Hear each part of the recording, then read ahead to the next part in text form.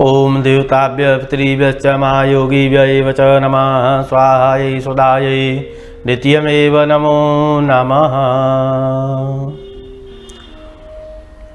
पितृपक्ष, जिसे हम श्राद्ध भी कहते हैं, आइए जानते हैं पितृपक्ष कब से आरंभ है और कब अमावस्या आएगी और कौन से श्राद्ध एक तिथि पर 2 श्राद्ध आ रहे हैं। 7 सितंबर रविवार से पितृपक्ष आरंभ होगा पूर्णिमा से। 21 सितंबर रविवार को पितृपक्ष समाप्त होगा, सर्वपितृ अमावस्या। आइए जानते हैं तिथियों के प्रतिपदा से लेकर अमावस्या तिथि तक कौन से श्राद्ध होंगे।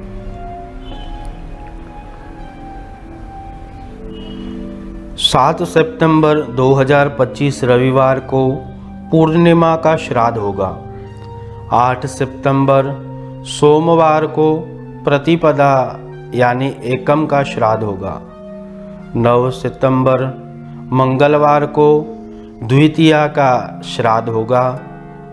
10 सितंबर को तृतीया का श्राद्ध होगा।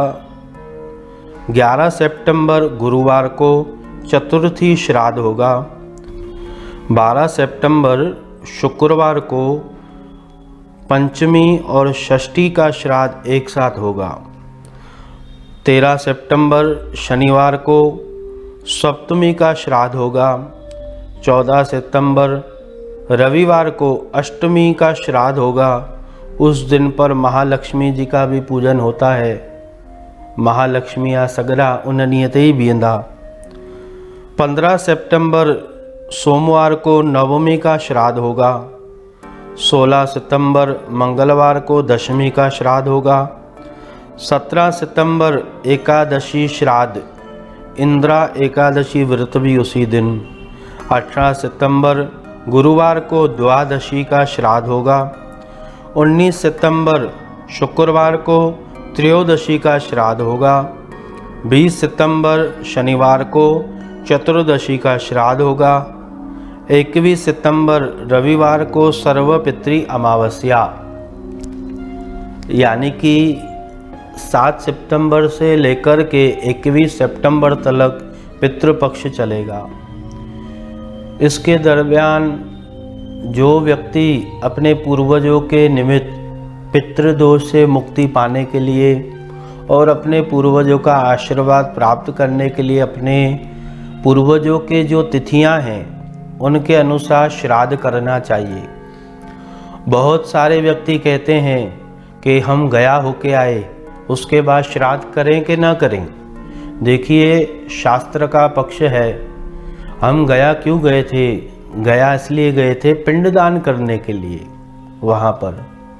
और घर पे पिंडदान की विधि जो होती है वो प्रथम वार्षिक जब होता है तो उस पे हम पितरामेल करते हैं, पितरों का मिलन करते हैं। 3 साल के बाद गया जी में जाकर के अपने पूर्वजों के निमित्त पिंडदान करते हैं।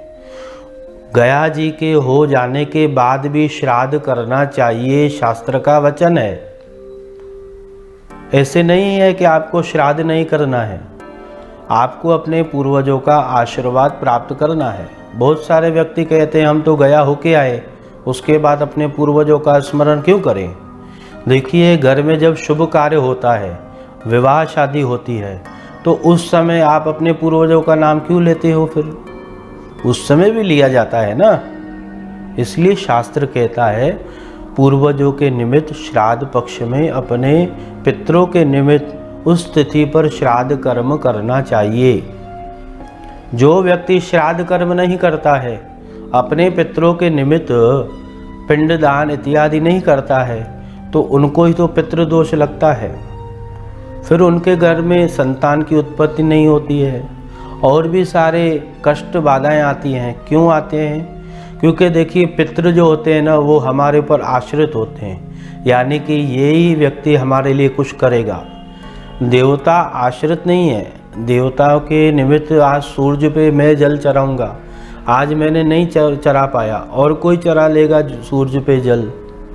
यानी कि पितृ तो आश्रित है ना कि मेरा पुत्र मेरे लिए कुछ करेगा, इसलिए पितृपक्ष में अपने पूर्वजों के निमित्त जरूर कुछ न कुछ करना चाहिए। और 21 सितंबर रविवार को सर्वपितृ अमावस्या है। उस दिन पर अपने घर के बाहर चौमुखी दीपक जलाकर अपने पितरों का आशीर्वाद प्राप्त किया जाता है। सायं काल में वो अपने पितरों के निमित्त दीपक सबको जलाना चाहिए। बहुत सारे व्यक्ति कहते हैं कि हम जो है गया होके आए, बहुत साल हो गया है, हम दीपक नहीं जलाएंगे। ऐसी बात नहीं है, आपको दीपक जलाना चाहिए चौमुखा, और अपने पूर्वजों का आशीर्वाद लेना चाहिए। अधिकांश और बात की जानकारी के लिए आप हमारे निजी नंबर पर संपर्क कर सकते हैं। आपको किस बात पर असमंजसता है तो आप हमसे पूछ सकते हैं। हर हर महादेव।